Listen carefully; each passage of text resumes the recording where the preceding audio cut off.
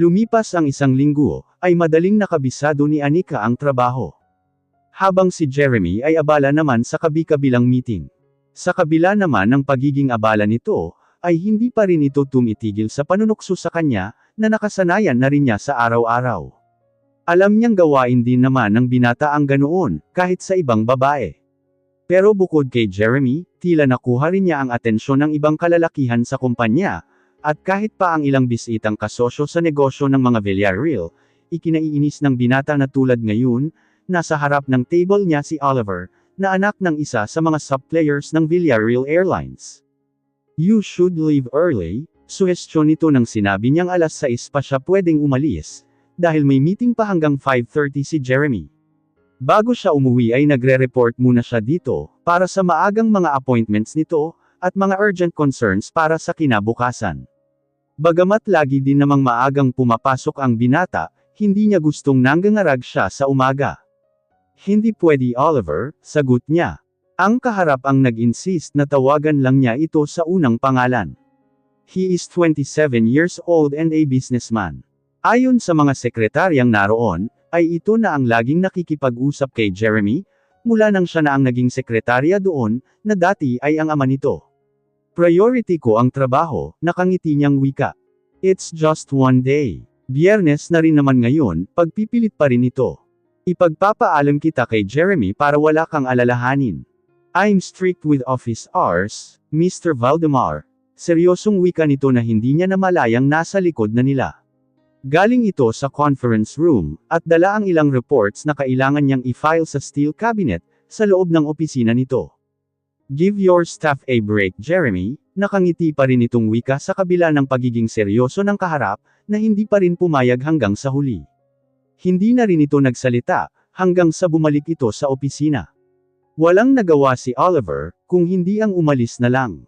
Si Jeremy ay kanina pa nagngingitnat, nang malamang dumating na naman si Oliver sa opisina niya, at halos ilang oras na nakatambay lang sa harap ng table ni Anika.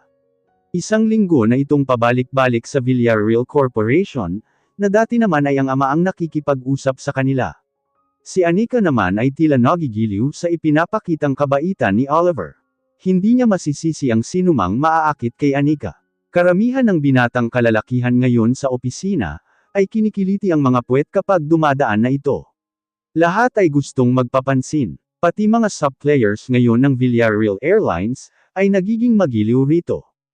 At kahit siya'y kabilang na sa mga lalaking iyon. She's naturally sweet. Hindi pilit, hindi rin halatang nagpapa-charming. Hindi rin ito flirt katulad ng ibang kababaihan, na kapag alam ang karisma sa lalaki, ay sinasamantala at lalong lumalandi. Tila hindi nito alam kung paano gamitin ang ganda, para sa advantage niya. At doon siya nahihirapan. He wanted her. Mula nang pumasok ito sa opisina at naging sekretarya niya, hindi na siya naghangad ng ibang babae. Umiwas na siya sa mga katulad ni Cindy at Lolly, dahilan para lalong umusok ang telepono niya sa opisina. Isang mahinang katok ang narinig niya, bago bumungad ang babaeng hindi mawala sa isip niya. Isa pang magandang katangian nito, ay maganda itong magdala ng damit. She could turn into a successful fashion model if she wants. Pero hindi niya isusuhestyon iyon, dahil hindi niya gustong mawala ito sa tabi niya. "Ilalagay ko lang ang mga ito sa cabinet," wika nito na dala-dala ang mga folders na bitbit niya, galing sa conference room. Habang nakatalikod ito, ay muli niyang pinagmasdan ang kabuuan nito. She has a nice and nice pair of legs. Kung si Cindy lang ito'y kanina pa niya pinahiga sa mesa niya. "Pinauwi mo na ba ang manliligaw mo?" Tanong niya dito para mabaling sa iba ang isip niya. "Hindi ko manliligaw si Oliver," sagot nito habang nakatalikod pa rin. "Oh come on Anika, don't be innocent," naiiling niyang wika. "A man who asks a woman for a dinner is a suitor. Don't tell me hindi mo alam yan." "Well, whatever you think it is," hindi naman natuloy. Umupo ito sa silya sa harap ng mesa niya, at isinandal ang katawan. Sa loob ng isang linggo nito sa opisina, ay napalagay na ang loob nila sa isa't isa, at nasanay na sila sa ganoong klase ng berwan. "Dahil pinigilan ko pagtatama niya. Do you want to go out with him?" "Okay lang." Nagkibit lang ito ng balikat. "For a change. Bahay at opisina lang naman ako palagi. Then let's go out. Inayos niya ang upo, at iniligpit ang mga nakakalat pa sa mesa niya. Ikaw? Tanong nito nang natatawa. Are you asking me out? Why not? Kung ikukumpara mo ako sa Oliver na yun, ay di hamak na lamang ako sa gandang lalaki, pagmamalaki niya. Gusto niyang marinig kay Anika ang pagsang-ayon, pero hindi ito nagbigay ng opinyon. Hindi rin ito sumagot kung pumapayag ba ito sa imbitasyon niya.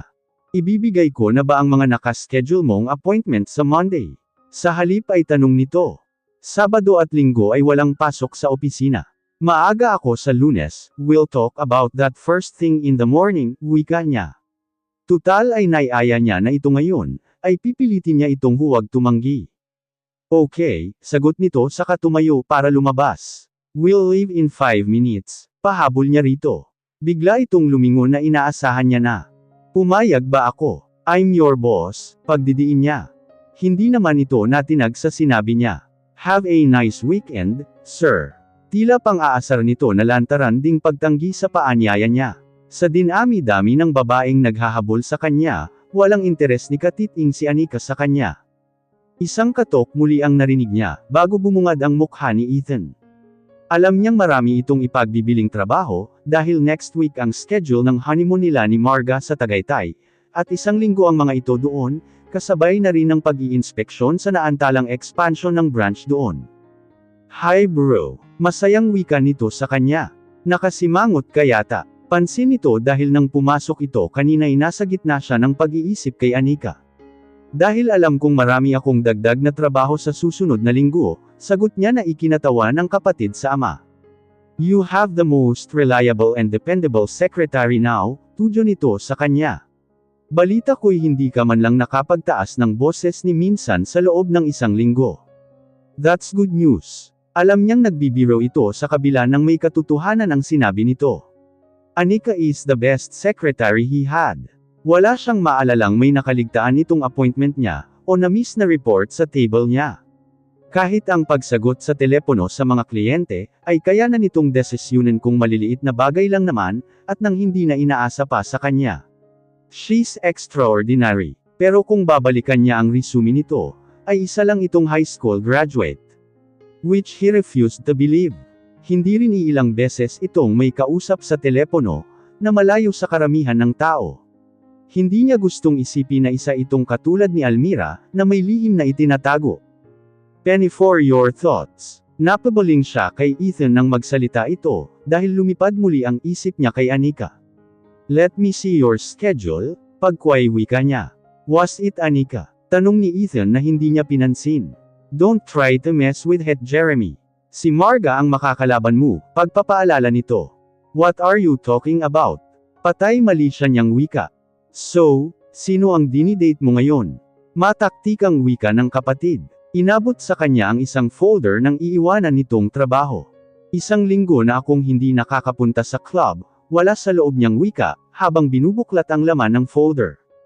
That's another good news. Mukhang mai-inlove ka na ah. What are you talking about? Muli niyang tanong. Busy ako sa kabi-kabilang meeting, dahil sa susunod na linggo ay wala kayo ni Marga, pagdadahilan niya. You'll never know love until you hit one brother, panunokso nito. Huwag mo akong igaya sayo. Tila pag-alit niyang sabi pero natatawa rin. Did you invite her out? Yes. And she said no. Pagtatapat niya. Enough of this conversation. Ano ba tong mga laman ng folder na ta? Mga kailangang pirmahan ni Daddy Zen, wika nito. Nasa Malaysia ang mommy at daddy niya, para sa birthday ng Uncle Jack niya, at nagsabing hindi siya makakapunta, dahil sa dami ng commitments niya. Next week pa ang balik ng mga ito. Serious talk bro, muling tanong ng kapatid. Do you like Anika? Tumingin siya sa kaharap, bago sinagot ang tanong nito. Sino ang hindi magkakagusto? Pero alam mong hindi ako nagpapatali sa commitment Ethan. Why not? Anong problema sa pagkakaroon ng commitment? It bores me, sagot niya.